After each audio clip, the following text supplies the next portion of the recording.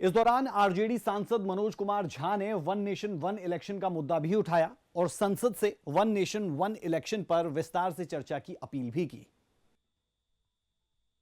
One nation की वो cycle टूटी थी। वन नेशन वन इलेक्शन की साइकिल मिड 60s में टूटी। आज क्या गारंटी है हम कैसे अगले चुनाव तक ले जाएंगे? Will it be a proxy governance? Then it won't it undermine the idea of will of the people?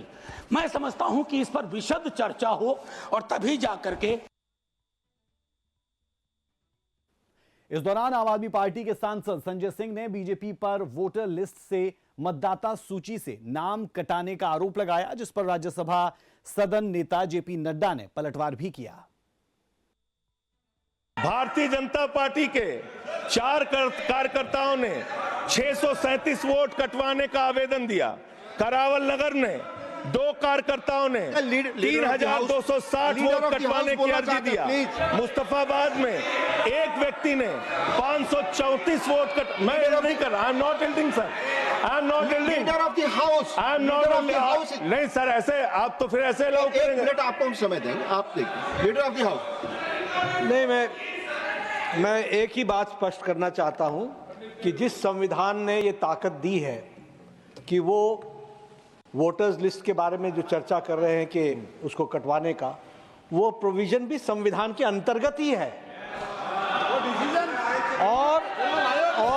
और उसमें देखने वाली बात ये है कि ये इतने दिन सत्ता पे कहीं रोहिंग्या और बांग्लादेशी के वोटों पर तो नहीं बने हुए थे।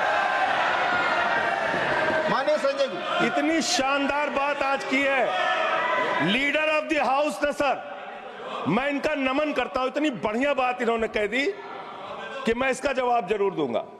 सर, इन्होंने कहा कहीं ऐसा तो नहीं जिनके नाम काटे जा रहे हैं वो रोहिंग्या हैं। हमारे उत्तर प्रदेश के भाई, हमारे पूर्वांचल के भाई, हमारे यूपी बिहार के भाई जो 40-40 साल से दिल्ली में रह रहे हैं, अपने श्रम अपने खून पसीने से दिल्ली को बना रहे हैं, आप उनको रोहिंग्या करें।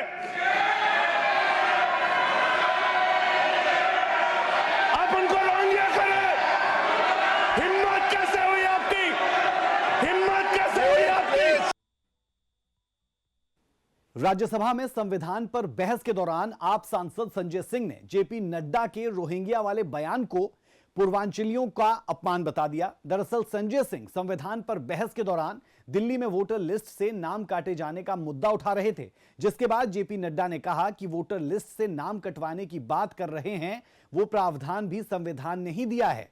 जिसमें देखने वाली बात यह है कि इतने दिन ये सत्ता में कहीं रोहिंग्या और बांग्लादेशियों के वोट पर तो नहीं बने हुए हैं। वहीं लोकसभा की कार्रवाई की बात करें तो लोकसभा की कार्रवाई में अध्यक्ष ओम बिरला ने आर्मेनिया की संसद के अध्यक्ष एलन मोनियन और आर्मेनिया से आई डेलीगेशन का स्वागत किया, जो 20 दिसंबर तक भारत दौरे पर रहेंगे।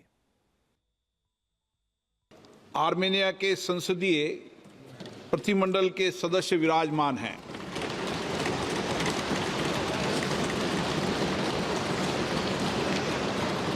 मैं अपनी ओर से सदन के सभी मान्य सदस्यों की ओर से भारत की यात्रा पर आए हमारे सम्मानीय अतिथि आर्मेनिया की नेशनल असेंबली के प्रेसिडेंट श्री एलेन सिनोनियान और वहां के संसदीय शिष्टमंडल के सदस्यों का स्वागत करता हूं, अभिनंदन करता हूं। मैंने तो सीधा सीधा सवाल सरकार से पूछा था, लेकिन सरकार ने ये नहीं बताया। उन्होंने कहा कि हम न्यूनतम मजदूरी के साथ तुलना नहीं कर सकते क्योंकि किसान की मासिक आय क्या है इसकी जानकारी सरकार के पास नहीं है। माननीय अध्यक्ष महोदय, मैं जानना चाहता हूं, सरकार ने वादा किया था कि किसान की आमदनी 2 गुनी करेंगे, तो किसान की आमदनी 2 गुनी हुई कि नहीं हुई, सरकार ये जवाब दे दे। और अगर नहीं हुई तो कब तक इसको पूरा करने का काम करेंगे? किसान की आय, किसानों की आय के बारे में एनएसएस की एक रिपोर्ट, वही हम लोग प्रमाणिक मानते हैं। उसके अनुसार माननीय अध्यक्ष महोदय, 2002-03 में ये आई थी 2115 रुपया महीना। ये बढ़कर 2018-19 में हो गई 10,218 रुपया महीना। और इसके बाद का सर्वे अभी नहीं हुआ, लेकिन मैं माननीय अध्यक्ष महोदय आपके माध्यम से सदन को यह बताना चाहता हूं कि प्रधानमंत्री श्रीमान नरेंद्र मोदी जी के नेतृत्व में किसानों की आय बढ़ाने के लिए निरंतर प्रयत्न किए जा रहे हैं।